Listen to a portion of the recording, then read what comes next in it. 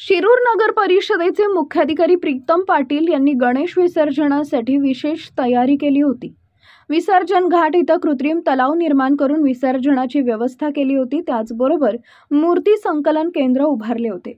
या संकलन केंद्रावर नगर परिषदेचे कर्मचारी नेमले होते। त्याचबरोबर विसर्जनासाठी येणाऱ्या संतांची गैरसोय टाळण्यासाठी व तिथं दुचाकी चारचाकी वाहनांच्या पार्किंगची व्यवस्था करण्यात आलेली होती। त्याचबरोबर स्वच्छता कर्मचाऱ्यांची देखील नेमणूक करण्यात आली होती। काही सेवाभावी संस्थांनी देखील या कामात सहकार्य केले। या ठिकाणी काम करणाऱ्या स्वच्छता कर्मचारी व सेवाभावी संस्थांचा नगर परिषदेच्या वतीने प्रमाणपत्र देऊन सन्मान करण्यात आला। संध्याकाळी घरगुती गणपतीचं विसर्जन करण्यासाठी मोठ्या संख्येने भाविक आले होते। गणपती बाप्पा मोरया, पुढच्या वर्षी लवकर या घोषणांनी आसमंत भरून गेला होता।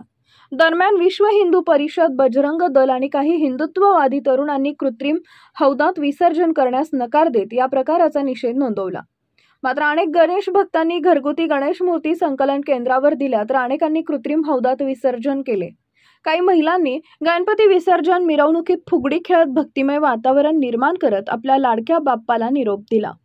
शिवशाही न्यूज प्रतिनिधी फैजल पठाण, शिरूर। नगर परिषदेचे या ठिकाणी प्राची मॅडम या ठिकाणी आहेत आणि ते सांगणार आहेत की आज या विसर्जन मिरवणुकीसाठी काय तयारी झालेली, खास तयारी काय, विशेष तयारी काय नगर परिषदेकडून?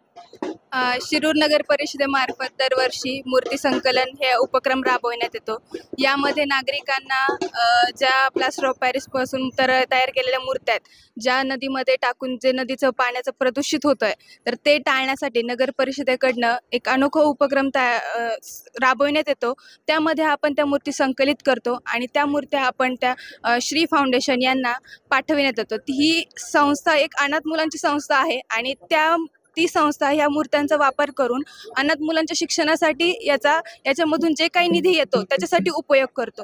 यासाठी आम्ही नागरिकांना दरवर्षी आवाहन करतो की नदीचं प्रदूषण टाळण्यासाठी तुम्ही जास्तीत जास्त मूर्त्या संकलनासाठी द्याव्यात। तसेच प्लास्टर ऑफ पॅरिस पासून तयार केलेल्या मूर्त्या न खरेदी करण्याऐवजी शाडूच्या मातीपासून किंवा साध्या मातीपासून तयार केलेल्या मूर्त्या तुम्ही खरेदी करा आणि त्या मूर्त्या तुम्ही कृत्रिम हौदात किंवा नदीमध्ये विसर्जित केल्या तरी चालतात। तसेच आता नगर परिषदेमार्फत अजून एक उपक्रम आहे, म्हणजे तुरटीपासून तयार केलेल्या मूर्त्या, तर त्या मूर्त्याही तुम्ही डायरेक्ट पाण्यामध्ये विसर्जित करू शकता। त्या 12 इंचाची मूर्ती आहे एक, तर त्याच्यापासून आपण 50 लिटर पाणी शुद्ध होऊ शकतं।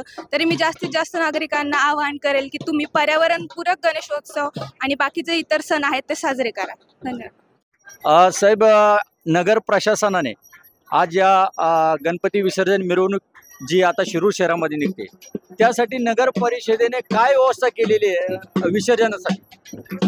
नमस्कार, मी आदित्य बनकर, पाणी पुरवठा व स्वच्छता विभाग प्रमुख, शिरूर नगरपालिका।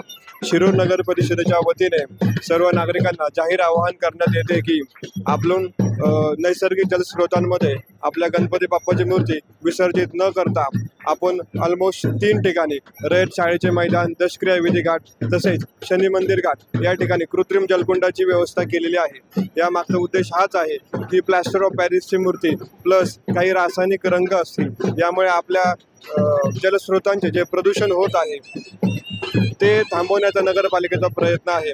त्या अनुषंगाने आपण त्याचबरोबर जे निर्माल्य आहे ते देखील नैसर्गिक जलस्रोतांमध्ये कोणीही टाकू नये, त्यासाठी आपण सेपरेट एक कलेक्शन पॉईंट उभा केलेले आहेत।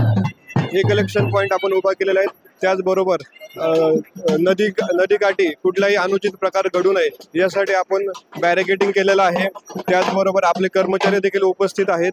तरी सर्व हा जो आपला गणपती बाप्पाचा जो उत्सव आहे, गणेशोत्सव आहे, हा पूर्णपणे पर्यावरणपूरक पद्धतीने साजरा करण्यासाठी नगर परिषदेने तयारी केलेली आहे। सर्व नागरिकांना नगरपालिकेमार्फत जाहीर आवाहन आहे की सर्व मूर्ती ज्या आहेत त्या आपल्या कृत्रिम जलकुंडामध्येच विसर्जित कराव्यात व होणारं नैसर्गिक स्रोतांचं होणारं प्रदूषण टाळावं हे नगर परिषदेच्या वतीने आवाहन करण्यात आहे। धन्यवाद।